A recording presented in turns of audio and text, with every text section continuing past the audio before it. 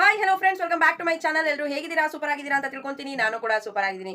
S friends, Gruhalakshmi ಯೋಜನೆಯ 16 ಮತ್ತೆ 17ನೇ ಕಂತಿನ ಹಣ ಬಿಡುಗಡೆಯಲ್ಲಿ ಒಂದು ಹೊಸ ಮಾಹಿತಿಯನ್ನ ಕೊಟ್ಟಿದ್ದಾರೆ. ಒಂದು ಹೊಸ ಅಪ್ಡೇಟ್ ಬಂದಿದೆ ಅಂತಾನೆ ಹೇಳ್ಬೋದು. ಸೊ ಯಾರೆಲ್ಲ 1ರಿಂದ 15ನೇ ಕಂತಿನ ಹಣದವರೆಗೂ ಕೂಡ ನೀವು ಪಡೆದುಕೊಂಡಿದ್ದೀರಾ, ಸೊ ಅಂತ ಮಹಿಳೆಯರು ಮಿಸ್ ಮಾಡದೆ ನೋಡಿ.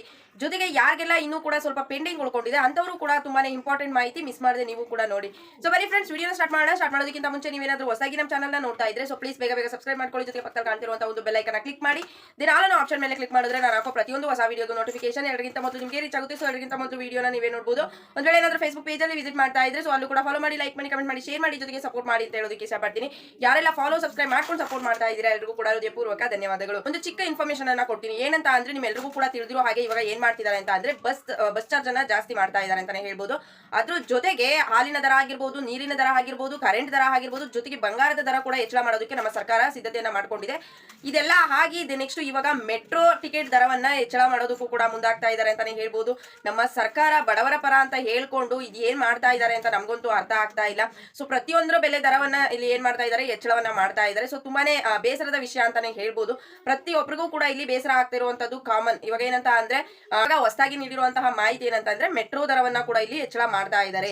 ಸೊ ನಿನ್ನೆ ಮೊನ್ನೆ ಎಲ್ಲ ಏನಾಗ್ತಾ ಇತ್ತು, ಇವಾಗ ನಾನು ಏನ್ ಮೊದಲೆಲ್ಲ ಹೇಳಿದೆ ಅದರ ಒಂದು ದರವನ್ನ ಹೆಚ್ಚಳ ಮಾಡೋದಾಗಿ ಮಾಹಿತಿಯನ್ನ ಕೊಟ್ಟಿದ್ರು.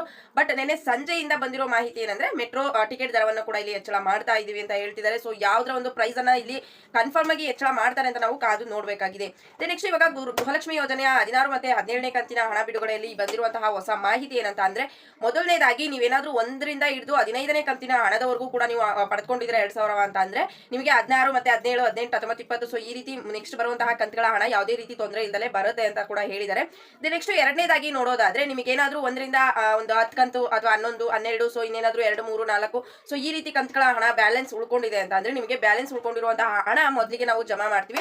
ಆ ನಂತರ ನಿಮಗೆ 16ನೇ ಕಂತಿನ ಹಣ ಬರುತ್ತೆ. ಸೊ ಸ್ವಲ್ಪ ತಡ ಆಗ್ಬೋದು ನಿಮಗೆ ಬ್ಯಾಲೆನ್ಸ್ ಉಳ್ಕೊಂಡು ಅಂದ್ರೆ ಪೆಂಡಿಂಗ್ ಉಳ್ಕೊಂಡಿರೋರಿಗೆ ಅಂತ ಇಲ್ಲಿ ಮಾಹಿತಿಯನ್ನ ಕೊಟ್ಟಿದ್ದಾರೆ ಅಂತಾನೆ ಹೇಳ್ಬೋದು. ನೆಕ್ಸ್ಟ್ ಕೊನೆಯದಾಗಿ ಏನು ಗುಡ್ ನ್ಯೂಸ್ ಅನ್ನ ಕೊಟ್ಟಿದ್ದಾರೆ ಅಂತ ನೋಡೋದಾದ್ರೆ 10ನೇ ತಾರೀಕಿನ ಒಳಗಡೆ ಯಾವಾಗ ಬೇಕಿದ್ರು ನಿಮ್ಮ ಖಾತೆಗಳಿಗೆ ಹಣ ಜಮಾ ಆಗ್ಬೋದು.